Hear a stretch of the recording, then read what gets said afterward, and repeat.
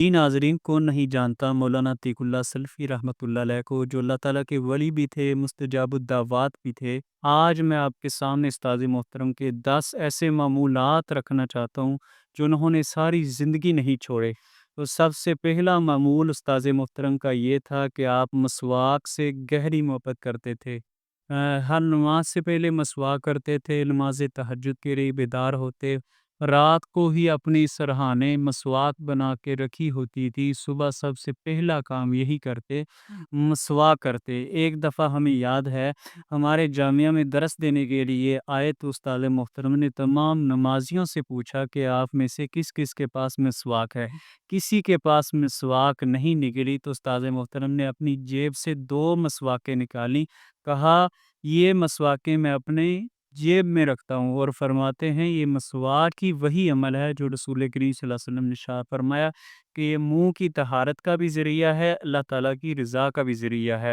اور دوسرا معمول ان کا یہ تھا، آپ رحمت اللہ علیہ نے ساری زندگی نماز تہجد کی پابندی کی ہے۔ نماز تہجد انہوں نے کبھی نہیں چھوڑی، ساری زندگی نماز تہجد کا اہتمام کیا ہے۔ اور تیسرا معمول استاد محترم کا یہ تھا، جب نماز تہجد کے لیے بیدار ہوتے، تہجد کی نماز ادا کر لینے کے بعد ایک بہت ہی خاص عمل کرتے۔ میں سمجھتا ہوں شاید اسی وجہ سے اللہ تعالیٰ نے ان کو مستجاب الدعوات بنا دیا۔ ان کا عمل یہ تھا، وہ نماز تہجد پڑھ لینے کے بعد اپنے تمام جاننے والوں کے لیے، اپنے تمام پیاروں کے لیے، خصوصی طور پر طلباء کے لیے دعا کرتے کہ اللہ تعالیٰ ان کے معاملات کو آسان کرے۔ علماء کے لیے دعائیں کرتے، اور نبی رحمت صلی اللہ علیہ وسلم کا بھی فرمان ہے، جو کسی کے لیے غائبانہ دعا کرتا ہے، وہ بندہ آپ کے پاس نہیں ہے، آپ اس کے لیے دعا کر رہے ہیں تو رحمت کا فرشتہ آپ کے حق میں آمین کہتا ہے۔ ہم نے یہ جان رکھا ہے استاد محترم کے بارے میں، انہوں نے ایک لسٹ بنائی ہوتی تھی جن پر تمام طلباء کرام کے نام لکھے ہوتے تھے، اور نام لے لے کر استاد محترم اللہ تعالیٰ کی بارگاہ میں ان کے معاملات کے لیے، ان کی ترقی کے لیے دعائیں کیا کرتے تھے۔ اور چوتھا معمول استاد محترم کا یہ تھا، آپ نے کبھی ساری زندگی نماز قضا نہیں کی، اور خصوص بالخصوص آپ رحمت اللہ علیہ نماز میں تکبیر اولیٰ کا اہتمام کرتے، اور نماز کے معاملے میں بہت ہی زیادہ پابند تھے، اور اپنی اولاد کو بھی تلقین کرتے، اپنے شاگردوں کو بھی تلقین کرتے۔ اور اکثر جملہ ان کا ایک بہت ہی وائرل ہو رہا ہے، وہ کیا کرتے تھے کہ پترو، مولوی بننا سوکھ ہے لیکن نمازی بننا بہت اوکھا ہے۔ تو آپ رحمت اللہ علیہ ساری زندگی تکبیر اولیٰ کا انہوں نے اہتمام کیا ہے۔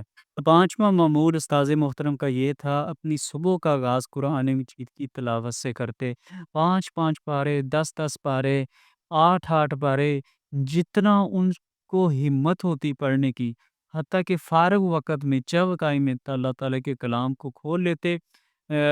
آپ یہ تصویر دیکھ رہے ہیں سامنے، ایک تختی رکھی ہونی استاذ محترم نے، اوپر قرآن مجید بڑے لفظوں والا، موٹے لفظوں والا رکھا ہونا، تو استاذ محترم کو قرآن مجید سے خصوصی شغف حاصل تھا، اور اپنے شاگردوں کو بھی کہا کرتے تھے کہ قرآن مجید کی تلاوت میں کبھی ناغہ نہ کیا کرو، اگرچہ ایک پارہ ہی کیوں نہ پڑھو۔ اور چھٹے نمبر پر ان کا یہ معمول تھا، ان میں سادگی بہت زیادہ تھی۔ ہم نے استاد محترم کو دیکھا ہے، کپڑے بھی آپ رحمت اللہ علیہ بغیر استری کرنے کے پہن لیا کرتے تھے، اور اسی طرح حجامت کرواتے تو اپنے بالوں کو برابر رکھ کے کٹوایا کرتے، جس طرح نبی رحمت صلی اللہ علیہ وآلہ وسلم کی تعلیمات ہیں، اور آپ اپنا حلیہ عین دین اسلام کے مطابق رکھا کرتے تھے۔ سفید سوٹ آپ رحمت اللہ علیہ کو ہمیشہ پسند رہا ہے، کہ جس کو نبی کریم صلی اللہ علیہ وآلہ وسلم نے بھی پسند کیا ہے، کھلے کھلے کپڑے پہنتے، اور ایک سادگی کی زندگی انہوں نے گزاری ہے۔ یہ تو آپ کے ڈریسنگ کی بات تھی، حجامت کی بات تھی، لیکن اس کے علاوہ اگر آپ کی غذا کو دیکھا جائے تو آپ رحمت اللہ علیہ نے غذا بھی سادہ ہی کھائی ہے۔ ایک دن آپ رحمت اللہ علیہ اپنی زندگی میں ہی نا، شیخ عاطف جو موٹیویشنل اسپیکر ہیں، ان کے ساتھ گاڑی میں سفر کر رہے تھے، تو ایک جگہ سے گزر ہوا تو انہوں نے کہا، استاد جی یہ جو برگر آپ نے کھانا ہے، اگر آپ چاہیں تو آپ کو کھلا دیں۔ تو استاد محترم کہنے لگے تو چپ کر کے گڈی چلا، تینوں گلاں بہت ہوندیاں نے۔ مطلب وہ برگر شرگر ان چیزوں سے پرہیز کیا کرتے تھے، ہمیشہ سادہ خوراک کھایا کرتے تھے۔ اور ساتواں معمول ان کا یہ تھا کہ انہوں نے ساری زندگی رزق حلال کھایا ہے، کبھی حرام کا لقمہ اپنے پیٹ میں نہیں جانے دیا۔ رحمۃ اللہ علیہ تاجر بھی تھے، آپ کا شہد اور گھی کا کاروبار تھا، اور آپ رحمۃ اللہ علیہ ساری زندگی اس میں جو ہے ملاوٹ نہیں کی، اس میں کوئی دھوکہ بیانی نہیں کی۔ جو دکھتا تھا وہی پہچان کرواتے، وہی بیچتے۔ اور ایک دفعہ تو آپ رحمۃ اللہ علیہ کا شہد کہیں سے نہ آنا تھا، تو انہوں نے مدرسے کے سیکٹری کو کہا کہ میرا خط لکھ کے ڈاک میں ڈال دینا۔ تو انہوں نے کاغذ جو تھا نا وہ مدرسے کا استعمال کر لیا۔ تو استاد محترم فرمانے لگے یہ کاغذ جو ہے نا کتنا خرچہ آیا مجھے یہ بتاؤ۔ کہنے لگا 2 آنے خرچہ آیا ہے۔ تو استاد محترم نے اپنی جیب سے چوانی نکالی، کہا یہ مدرسے کے گلے میں ڈال دو، میں نہیں چاہتا کہ میں نے اپنا شہد گھی منگوانا ہو لیکن مدرسے کا کاغذ پینسل استعمال ہو۔ اس قدر حرام سے بچنے میں وہ محتاط رہا کرتے تھے، اور ساری زندگی انہوں نے حلال کھایا ہے اور اپنی اولاد کو بھی حلال کھلایا ہے۔ 8ویں نمبر پر ان کا معمول یہ تھا، آپ اپنی نگاہ کی بہت زیادہ حفاظت کرتے تھے۔ ساری زندگی ہم نے دیکھا ہے بازار میں جاتے تو نگاہ جھکا کر آپ چلا کرتے تھے۔ نگاہ کی حفاظت کے معاملے میں وہ ایک راز بیان کیا کرتے تھے، وہ بہت ہی بڑا راز ہے۔ یہ راز کا ہمیں تب پتہ چلا جب انہوں نے اپنی تقریر میں اس کا ذکر کیا تھا۔ استاد محترم فرماتے ہیں اپنی نگاہ کی حفاظت کرو، اپنے کانوں سے برا نہ سنو، اپنی زبان سے برا نہ بولو۔ اور اس میں راز کی بات یہ ہے، فرماتے ہیں یہ اس لیے کرنا ہے تاکہ تمہیں ذکر کی لذت نصیب ہو۔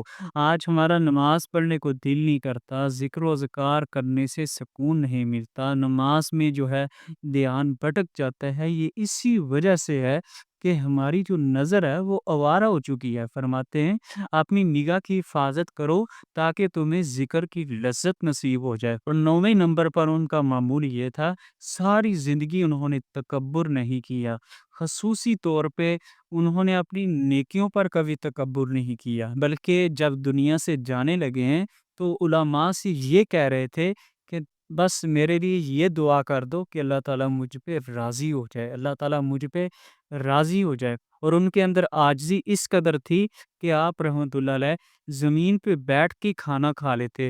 اور یہ تصویر آپ کے سامنے نظر آ رہی ہے، شیخ عاطف ہے ان کا اپنا شاگرد ہے، وہ بیان کر رہا ہے، تو آپ رحمۃ اللہ علیہ چھپکے کے ساتھ مجمع کے اندر ہی گھس کر بیٹھ جاتے ہیں۔ یہ آپ رحمۃ اللہ علیہ کی سادگی تھی۔ اور آپ نے جب دوپہر کو آرام کرنا ہوتا تو مسجد کے اندر ہی جان طلباء صحن میں لیٹے ہوتے، کوئی خاص پروٹوکول نہیں، وہاں ہی مدرسے کے جو مسلے پہ جو ہے آرام کر لیتے۔ 10ویں اور آخری نمبر پہ شیخ محترم رحمۃ اللہ علیہ کا معمول یہ تھا کہ وہ دعوت تبلیغ میں بہت زیادہ محنت کرتے تھے، حتیٰ کہ ہم نے ایسے واقعات سن رکھے ہیں۔ یہ ایک دفعہ ٹریکٹر چلا رہا تھا کسان، تو ٹریکٹر والے کو دعوت دینے چلے گئے۔ ایک دفعہ تھانے میں چلے گئے، وہاں تھانے دار کو دین کی دعوت دینے کے لیے چلے گئے، اور انہوں نے اپنی زندگی کا جو آخری خطاب کیا وہ زمیندار بھائیوں سے کیا، اور اس آخری خطاب میں بھی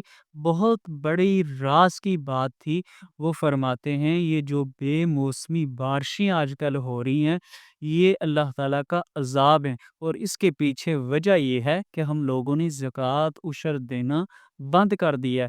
اور مزید استاذ محترم نے اسلام کے اجتماعی نظام کو سمجھاتے ہوئے زمیندار بھائیوں کو مخاطب کیا، اگر تم اپنا عشر زکوٰۃ نکالنے لگ جاؤ، گندم سے عشر زکوٰۃ نکالو، چاولوں سے نکالو، گنے سے نکالو، حتیٰ کہ چاندی سونے سے بھی جو حق بنتا ہے نا وہ غریبوں میں تقسیم کرو۔ اور ساتھ فرماتے ہیں ایک گاؤں کا تقریباً 300 من عشر بن ہی جاتا ہے، میرا تجربے کے مطابق، یا اس سے بھی زیادہ بن سکتا ہے۔